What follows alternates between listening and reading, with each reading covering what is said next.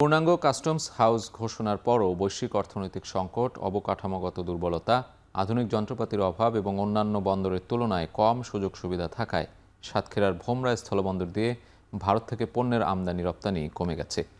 এতে প্রভাব পড়েছে বন্দরের রাজস্ব আয়। এ বিষয়ে বিস্তারিত জানাতে সাতক্ষীরার ভোমরা থেকে যুক্ত হচ্ছেন সহকর্মী আহসান রাজীব। রাজীব, আপনার সাথে যুক্ত হতে চাই। বলছিলাম যে আমদানি রপ্তানির পরিমাণ কমে গেছে ভোমরা স্থলবন্দরে। এ বিষয়ে কর্তৃপক্ষ কি বলছে, কি জানতে পেরেছেন আপনি? সজিত, সাতক্ষীরার ভোমরা স্থলবন্দর দিয়ে সবচেয়ে বেশি পরিমাণে কিন্তু কাঁচামাল আমদানি হয়ে থাকে। যেহেতু এখন পেঁয়াজ আমদানিটি বন্ধ রয়েছে, সে কারণে এই বন্দরে পেঁয়াজ না আসায় কিন্তু বড় ধরনের একটি সংকট তৈরি হয়েছে। কারণ এই বন্দর দিয়ে সবচেয়ে বেশি পরিমাণে কিন্তু পেঁয়াজ, বাংলাদেশে যে কয়েকটি বন্দর দিয়ে আমদানি হয় ভারত থেকে, তার মধ্যে সবচেয়ে বেশি পরিমাণে পেঁয়াজ কিন্তু সাতক্ষীরার ভোমরা স্থলবন্দর দিয়ে আমদানি হয়ে থাকে, যে কারণে আসলে কিছুটা প্রভাব পড়েছে। একই সাথে অন্যান্য যে সমস্ত পণ্যগুলো নিয়মিত আমদানি হতো, ভারতে নির্বাচন ছিল এবং সেখানকার রাজনৈতিক পরিস্থিতির কারণে কিন্তু সব ধরনের পণ্য আমদানি কিছুটা কমেছে বলেও ব্যবসায়ীরা বলছেন। তবে এখান দিয়ে কিন্তু রপ্তানি যে কার্যক্রমটি, সেটি কিন্তু আগের চেয়ে কিছুটা বেড়েছে। বিশেষ করে শিশু খাদ্য, যেগুলো প্রাণের যে শিশু খাদ্য, বিভিন্ন প্লাস্টিক পণ্য এবং জুট আইটেম, এগুলো কিন্তু রপ্তানির পরিমাণ কিছুটা বেড়েছে। একই সাথে রাইস ব্র্যান অয়েল সেটাও কিন্তু রপ্তানি হচ্ছে। এছাড়া এখান দিয়ে যে সমস্ত পণ্য আমদানি হয়, তার মধ্যে সবচেয়ে বেশি ছিল পেঁয়াজ।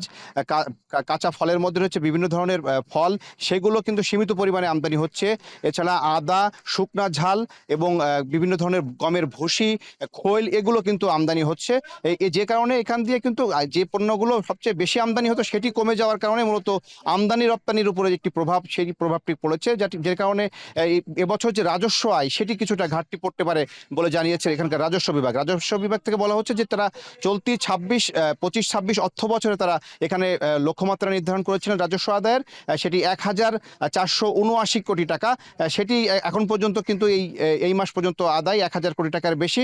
তবে কিন্তু কিছুটা এই বছর শেষে, কিন্তু এই অর্থ বছর শেষে কিছুটা ঘাটতি হতে পারে, এমন শঙ্কাটি তারা করছেন। যদিও এই বন্দরের যে সমস্ত ব্যবসায়ীরা রয়েছেন, তারা বলছে বন্দরের যে অবকাঠামোগত উন্নয়ন, সেটি এখনো সঠিকভাবে শেষ করা হয়নি। এখানে আধুনিক যে সমস্ত প্রযুক্তি স্থাপন করার কথা ছিল, সেগুলো স্থাপন করা হয়নি, যে কারণে এখানে আমদানি রপ্তানিতে তাদেরও কিন্তু সমস্যা হচ্ছে। দেশের অন্যান্য যে সমস্ত বন্দর রয়েছে, সে সমস্ত বন্দরে যে ধরনের আধুনিক সুযোগ সুবিধা রয়েছে, একই সাথে বন্দরে যে সমস্ত ছাড় পায় ব্যবসায়ীরা, সেটি তারা এখানে পাচ্ছেন না। যদিও এখন এটিকে সাতক্ষীরা ভোমরা স্থলবন্দর কিন্তু কাস্টমস হাউস হিসেবে ঘোষণা করা হয়েছে। এখানে একজন কাস্টমস কমিশনার কিন্তু নিয়মিত অফিস করছেন, যার ফলে আগের যে ভোগান্তিতে ছিল, যে খুলনা থেকে কাস্টমসের কার্যক্রম করতে হতো, সেটি এখন এখানে করতে হচ্ছে না। এখানকার স্থানীয় অফিস থেকেই কিন্তু এই কার্যক্রমটি করা যাচ্ছে, যার ফলে বন্দরে গতি বাড়ার কথা ছিল। তবে এখানে 1100 কোটি টাকার একটি প্রকল্প চলমান ছিল, যে কাজ এখনো শেষ হয়নি। এখানে প্রায় 70 বিঘা জমি কিন্তু ইতিমধ্যে এখানে অধিগ্রহণ করা হয়েছে। সেই অধিগ্রহণকৃত জমিতে যখন যে অবকাঠামোগত কার্যক্রমগুলো নির্মাণ শেষ হবে, একই সাথে বন্দরের শেড, আধুনিক scanning machine, mobile scanning machine সহ এখানকার যে ক্রেন সিস্টেম, সেটি যখন চালু করা হবে, তখন কিন্তু এই বন্দরের কার্যক্রম যেমন বাড়বে, তেমনি এই বন্দরে গতি ফিরে আসবে বলে জানিয়েছেন এখানকার ব্যবসায়ীরা। তারা বলছেন যে অন্যান্য বন্দরে যে ধরনের সুযোগ সুবিধা দেওয়া হয়, সাতক্ষীরার ভোমরা স্থলবন্দরেও যদি একই ধরনের সুযোগ সুবিধা সরকারের পক্ষ থেকে নিশ্চিত করা হয়, এখানে কিন্তু আমদানি রপ্তানি কার্যক্রম যেমন বাড়বে, এখানে বন্দরের কর্মচাঞ্চল্য বাড়বে। কারণ এখান থেকে কলকাতার দূরত্ব মাত্র 60 কিলোমিটার। যে সুযোগটি আসলে দেশের অন্যান্য বন্দরে পাওয়ার কথা না, তারা সেই সুযোগটি কিন্তু পাবেন। স্বল্প খরচে কিন্তু ভারতের ভোমরা বন্দরে পণ্য আমদানি করা যায়।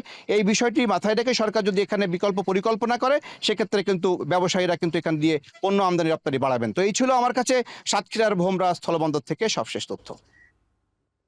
সহকর্মী আহসান রাজীব যুক্ত ছিলেন সাতক্ষীরার ভোমরা স্থলবন্দর থেকে।